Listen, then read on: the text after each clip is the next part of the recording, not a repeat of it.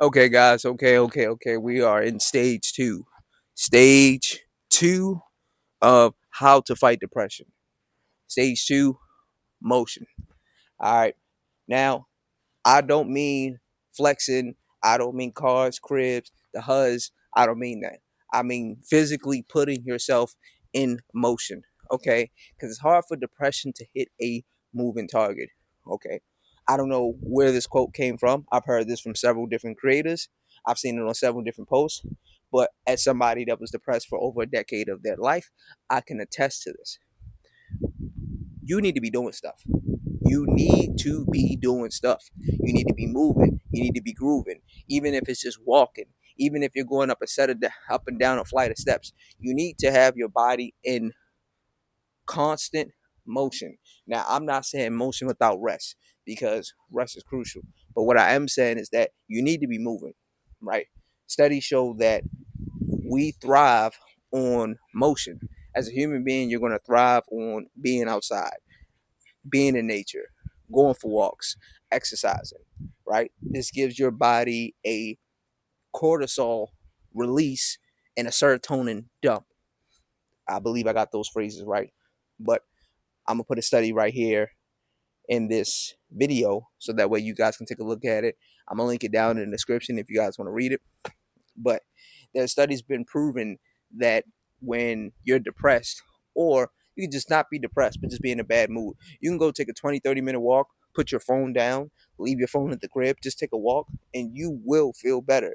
You might not feel great, and you might not feel objectively different than what you did prior, but your mood will improve. Movement, I would truly believe movement is the fight of the spirit wanting to be better. As somebody who used to be obese, as somebody that was depressed for over a decade of his life, I've made attempts on my own life. Every time I hit the gym, every time I do some calisthenics, every time I hit a workout, every time I hop on my bike and cycle a couple of miles, I feel objectively better on those days than days when I just don't do anything. I'm gonna take the glasses off of this. I'm saying it again. I feel objectively better on the days when I am in motion versus the days where I'm not doing anything. In the studies, the proof is in the pudding, man. The proof is in the pudding. I can't really say it any other way. You get what I'm saying? Because you got to understand how your body works, how the body works, how the brain works, right? The body loves to move. We're built to move. We're not built to just sit down, clickety clack. All we're not built that you can do that for a substantial period of time, but you're not meant to do that all day, every day. You have to move your body. Hey, even if you just hit some of these, you know what I'm saying? Hit a good 30 jumping jacks and tell me if you don't feel a little different. You might feel a little winded. You might feel a little winded. You get what I'm saying? You might feel, man, especially if you ain't did them in a while. But that's the point.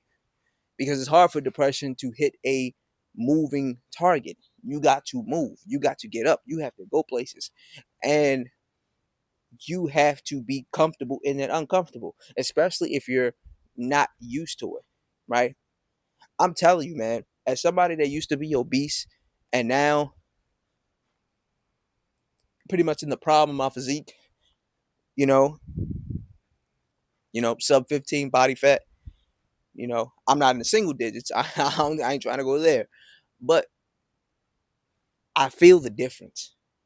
Like I genuinely feel the difference from being overweight and obese and tired. I go up a flight of stairs. You get what I'm saying? Or I got to keep shopping for different clothes every week because I'm constantly gaining. I'm constantly gaining mass. I'm constantly gaining mass. It is a whirlwind of a difference, guys. A whirlwind of a difference. You're gonna feel 1,000% better when you start moving. Okay, reading, doing some sort of stimuli that stimulates your brain, right? I know that sounded redundant, you know what I mean? But reading, not just sitting there watching something, but actually learning something, right? Because when you learn and you sit down and you read something, it gives your brain a different perspective.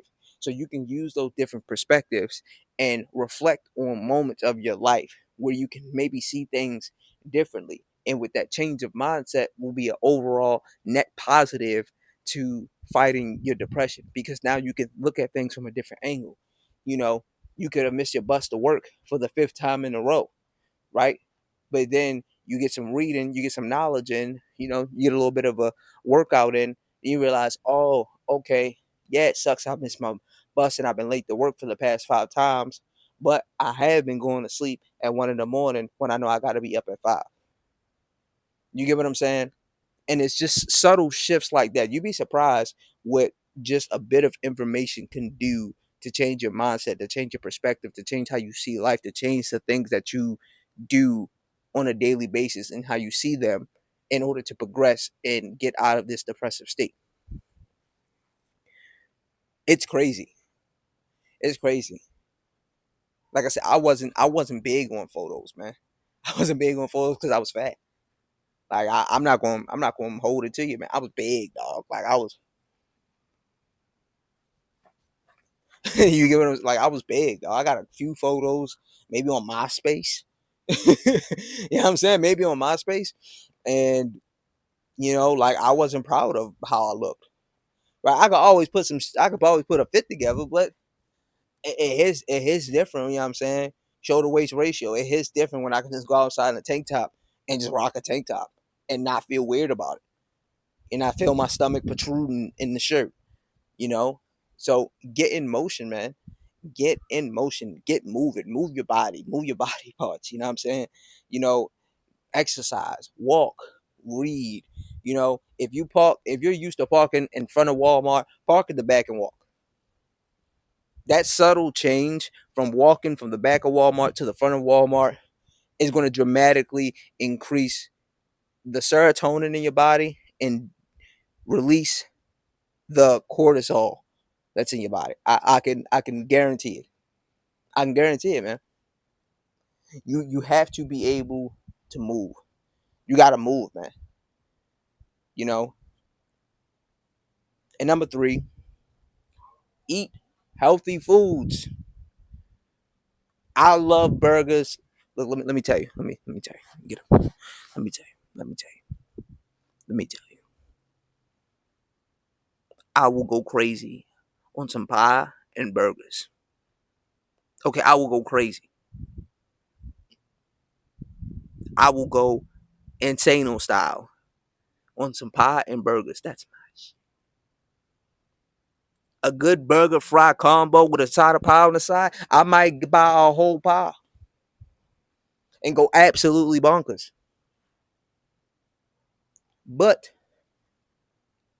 that's not conductive to an overall better mental health state. It's not. Because while you get the dopamine from eating the good tasting food, is the good tasting food actually good for you? Right? I haven't had McDonald's in almost a year. September will be a year, full sin year since I've eaten at McDonald's. I don't even remember the last time I had a Whopper. On a cheat day, I may hit a Taco Bell, but I'm 95% of the time I'm eating my meal prep, protein shakes, protein bars, fruit, salads, because these things have an actual net positive effect on your whole body, not just your stomach, not just your waist size, but your mind, because you're putting nutrition back in your body. Do some research on how food affects the body. Not even that, just the mind. Because the dopamine hit really ain't worth it all, man. So these are the 3 things for stage 2, man. Motion, move your body, hit the gym. If you don't got enough money to hit the gym, hit a floor. Okay, there's plenty of these everywhere. You know, hit the ground, do some push-ups, do some sit-ups, do some lunges. You know what I'm saying? Do some planks. Number 2, read. Get information into the brain. Critical thinking, make the brain work.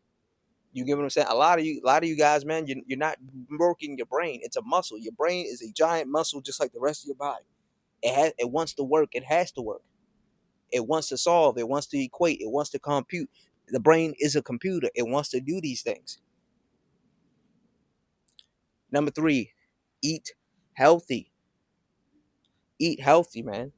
Eat healthy foods. Eat more fruit. Drink more water. Have more salads. 95 to 5 ratio. 95% of the time, lock in. And then that 5% of the time out of the year, have at it. Have at it.